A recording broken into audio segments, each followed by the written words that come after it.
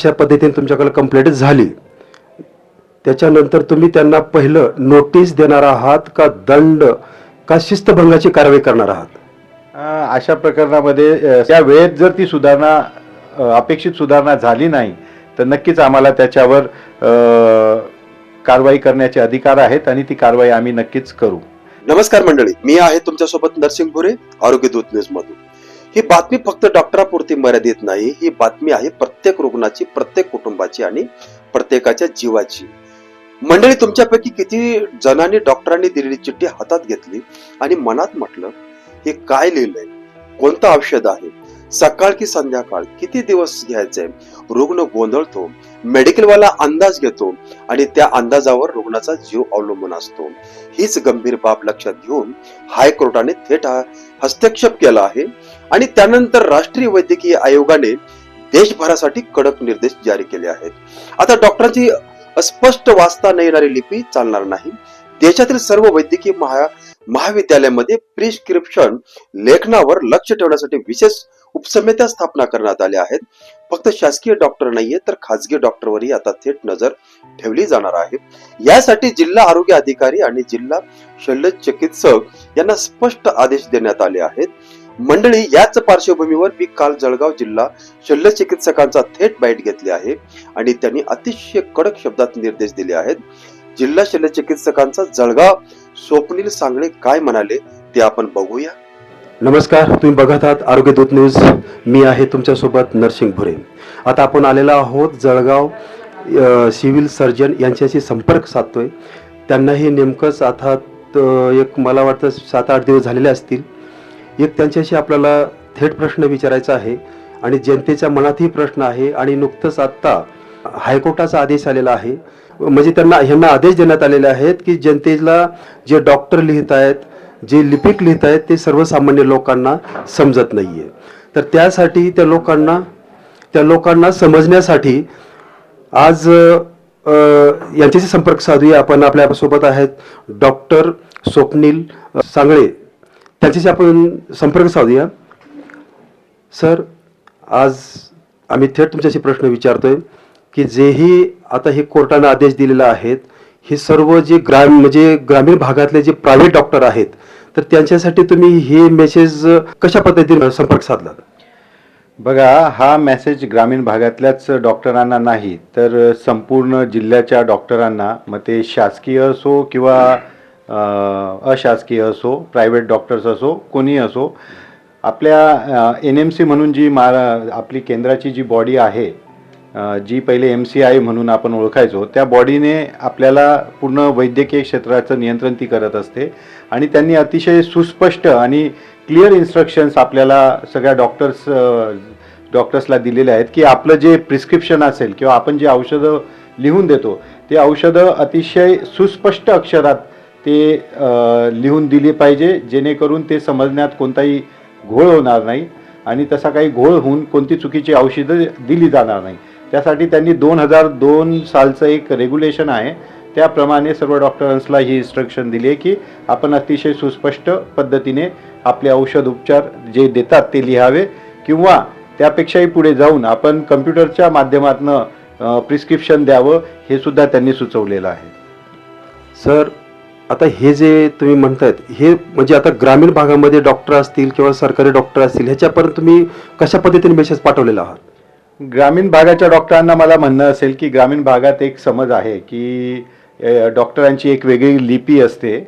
अशी कोणत्याही प्रकारची डॉक्टरांची लिपी नाही. डॉक्टर हे आपल्या नॉर्मल जी इंग्लिश आहे त्या इंग्लिशमध्येच आपले औषधं लिहितात. मात्र ते आधीच्या काळात डॉक्टरची उपलब्धता कमी होती आणि पेशंट प्रमाण जास्त असल्यामुळे तेव्हा लिहिण्याचा ताण टाळण्यासाठी सुरुवातीचे काही अक्षरं लिहून तशा पद्धतीने लिहिलं जायचं. मात्र त्याच्याने काही दुर्घटना होण्याचीही शक्यता नाकारता येत नाही. त्यामुळे मी सर्व ग्रामीण भागातल्या वैद्यकीय सेवा देणाऱ्या आमच्या डॉक्टरांना, तसेच आमच्या शासकीय डॉक्टरांना आणि सर्वांनाच एक विनंती करतो किंवा त्यांच्याकडे एक माझं म्हणणं सांगतो की त्यांनी आपण जेही काही मेडिसिन लिहाल ते अतिशय सुस्पष्ट आणि ठळक अक्षरात ते लिहाल, जेणेकरून जेही फार्मसिस्ट किंवा फार्मसीवर जेही लोक काम करतात त्यांना त्या औषधाचं योग्य ते आकलन होईल आणि ते योग्य औषध आपल्या रुग्णाला देतील आणि कोणताही दुष्परिणाम होण्यापासून आपल्याला ते टाळता येईल. तर मी आवाहन करतो की सर्वांनी अतिशय सुस्पष्ट पद्धतीने औषधाची प्रिस्क्रिप्शन्स लिहावे. पण साहेब, जर जिथे डॉक्टर असतील किंवा म्हणजे त्याच पद्धती लिहित असतील, तर ह्याच्यामध्ये जर तुमच्यापर्यंत तक्रार करायची असेल तर ते कशा पद्धतीनं तुम्ही त्याच्यात काही सुविधा केलेल्या आहात का? जर अशा प्रकारे जर सुरुवातीला रुग्णाची काही तक्रार असेल किंवा कोणत्या मेडिकल वितरित करणाऱ्या व्यक्तीला जर त्या माध्यमात काही अडचण येत असेल आणि तो जर त्या डॉक्टरांशी संपर्क साधेल, तर मला असं वाटतं ते डॉक्टरच प्रथम दर्शनी त्या विषयावर मार्ग काढतील. मात्र जर असे विषय जर वारंवार एखाद्या डॉक्टरांविषयी घडत असतील की त्यांना हे प्रिस्क्रिप्शन योग्य पद्धतीने ते लिहित नसतील आणि त्यातनं काही दुर्घटना घडण्याची शक्यता जर निर्माण होत असेल, तर अशा पद्धतीत आम्ही नक्कीच आमच्या लेवलला आमच्या पद्धतीने कारवाई त्यांच्यावर करू किंवा त्यांना समज देऊ आणि समज दिल्यानंतर जर काही फरक पडला नाही तर योग्य ती कारवाई करू. त्याच्यात त्यांचं रजिस्ट्रेशन कॅन्सल होण्याचीही प्रावधान त्या नियमात आहे. जर अशा पद्धतीने तुमच्याकडे कंप्लेंट झाली, त्याच्यानंतर तुम्ही त्यांना पहिलं नोटीस देणार आहात का दंड का शिस्तभंगाची कारवाई करणार आहात? अशा प्रकरणामध्ये सर्वप्रथम आम्हाला त्या गोष्टीची खातरजमा करावी लागते की जी तक्रार आलेली आहे त्या तक्रारीत खरंच काही तथ्य आहे का, अर्थ आहे का, ते डॉक्टर्स खरंच चुकीच्या पद्धतीने काही प्रिस्क्रिप्शन लिहित आहेत का किंवा त्यांची लिहिण्याची पद्धत चुकते का. जर असं निदर्शनास आल्यानंतर प्रथम आम्ही त्यांना नक्कीच जे काही नियम आहेत NMCने घालून दिलेले त्या नियमांशी आम्ही त्यांना अवगत करू आणि त्यांना सुधारण्यासाठी काही वेळ देऊ. मात्र त्या वेळेत जर ती सुधारणा अपेक्षित सुधारणा झाली नाही तर नक्कीच आम्हाला त्याच्यावर कारवाई करण्याचे अधिकार आहेत आणि ती कारवाई आम्ही नक्कीच करू. आत्ताच आपण जळगाव जिल्हा civil surgeon Swapnil Sangle doctor यांच्याशी आपण संपर्क साधलेला आहात. आता त्यांनी नागरिकांना जे तुम्हाला काही असेल तर तुम्हाला त्यांनी सोप्या पद्धतीमध्ये समजावून दिलेले आहेत. काही अडचणी असतील तर थेट यांच्याशी संपर्क तुम्ही करू शकता, सांगू शकता. मंडळी, हा बाईट खूप महत्वाचा आहे, कारण हा इशारा नाही, थेट आदेश आहे. आपल्या जिल्ह्यातच 10,000वरून अधिक नोंदणीकृत डॉक्टर कार्यरत आहेत. सरकारी असोत किंवा खाजगी, सगळ्यांना सुस्पष्ट प्रिस्क्रिप्शन लिहिणं बंधनकारक आहे. नवे नियम नेमके काय सांगतात? औषधाचं नाव स्पष्ट अक्षरात लिहायचंय, किती दिवस औषध घ्यायचंय ते ठामपणे लिहायचे आहे, वापरण्याची पद्धत स्पष्ट नमूद करायची आहे. शक्यतो जेनेरिक औषधाचे नावे लिहायचे जेणेकरून रुग्णाला समजेल. मेडिकलवाला गोंधळ होणार नाही, औषध बदलण्याचा गैरप्रकार थांबेल.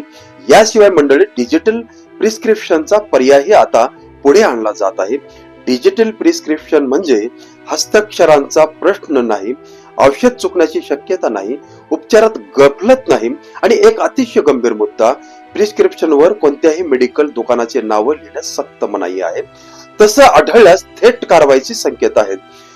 या संदर्भात जिल्हा आरोग्य यंत्रणाकडून स्पष्ट करण्यात आले आहे की डॉक्टरांनी औषधाचे नाव, कालावधी आणि वापरण्याची पद्धत स्पष्ट लिहिणं बंधनकारक आहे.